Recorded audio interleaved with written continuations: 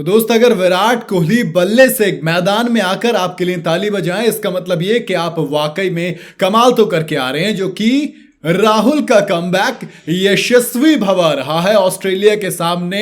ये बेसबॉल छोड़िए, फिलहाल तो जायसवाल खड़ा है, यशस्वी जायसवाल और केएल राहुल दोनों ने कमाल किया। रिकॉर्ड्स जो टूटे उनके बारे में बात करेंगे, लेकिन उससे पहले सबसे इंपॉर्टेंट चीज कि जो टीम कल 150 पर ऑल आउट हो गई थी उस टीम ने जलवा दिखाया है और 150 पे बिना किसी विकेट के खड़े थे। और 150 छोड़िए, लीड तो अब 218 की हो गई है, क्योंकि 172 पे टीम इंडिया बिना कोई भी विकेट गंवाए खेल रही है। केएल राहुल ने 62 रन जड़ दिए, यानी कि 50 जड़ दिया है, और यशस्वी जायसवाल 90 रन पे खेल रहे हैं। इसका मतलब ये कि वो अपने शतक के करीब हैं। तो दोस्त ये तो भैया है हालत बैटिंग कार्ड की, और बॉलिंग कार्ड की कोई बात करने लायक बात है नहीं, तो इसलिए उसकी छोड़िए। अब बात करेंगे रिकॉर्ड्स की, क्योंकि जब भैया ये दोनों चलते हैं, जायसवाल जिस दिन मूड में होते हैं उस दिन रिकॉर्ड तो टूटते हैं, क्योंकि ब्रेंडन मैकलम ने 33 छक्के जड़े थे एक साल में, 2014 का वो साल था।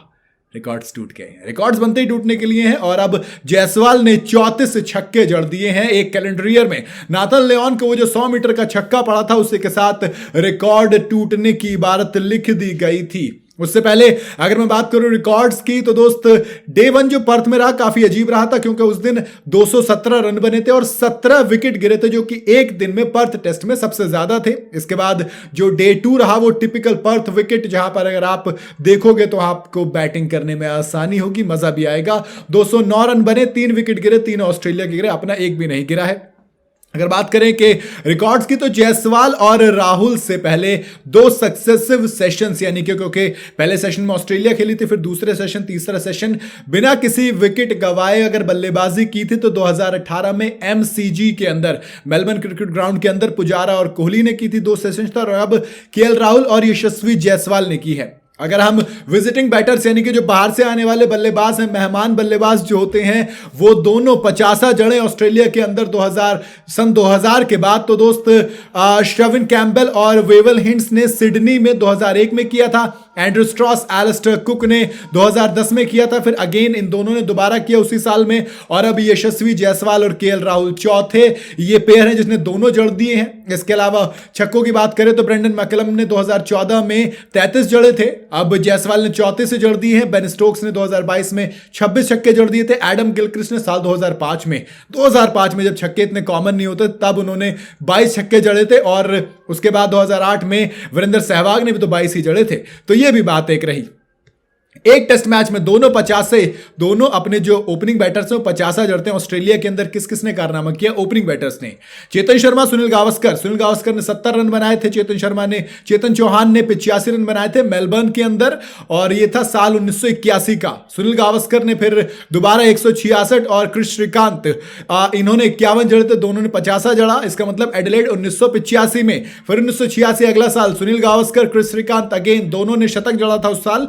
और इसके बाद अब यशस्वी जायसवाल, केएल राहुल, यानी कि again 4th Indian opening pair जिसने कि ये कारनामा किया है। बात करेंगे केएल राहुल की, क्योंकि एक कमबैक है। काफी लंबे वक्त से टीम इंडिया से बाहर थे। जब पर्थ टेस्ट की पहली इनिंग में बल्ला नहीं चला तो लोगों ने सवाल उठाने शुरू कर दिए। केएल राहुल ने जवाब दिया बल्ले से और 50 जड़ा, ऊपर से एक सेंचुरी पार्टनरशिप। केएल राहुल बताते हैं कि भैया अपने आंकड़ों से कि हम कितने रिलायबल हैं, चाहे ओपनिंग पेयर कोई भी हो, केएल राहुल 50 और शतकीय साझेदारी यानी कि ओपनिंग पार्टनरशिप कर लेता है। रोहित शर्मा के साथ लॉर्ड्स में 2021 में की थी, मयंक अग्रवाल के साथ 2021 में ही की थी अगेंस्ट सेंचुरियन में, और अब पर्थ में जायसवाल के साथ की। तो 3 सेना कंट्रीज के अंदर अगर ओपनिंग स्टैंड है बाहर, तो दोस्त वो सबसे ज्यादा है जो कि केएल राहुल के पास हैं। यार ये कमाल का टेस्ट मैच इसलिए चल रहा है क्योंकि सबको लगा था कि बॉलर वर्सेस बॉलर रहने वाला, बल्लेबाजों का कुछ इसमें होगा नहीं। कल मैंने इनफैक्ट वीडियो में कहा था कि most of the bowler to bowler combination दिखेगा, जिसकी बॉलिंग ज्यादा अच्छी होगी वो ये टेस्ट सीरीज जीतेगा। बट अगेन हमारे पास बुमराह, अब मुझे ऐसा लग रहा है कि बुमराह और सिराज ने जो सेकंड स्पेल किया वो अद्भुत था भाई।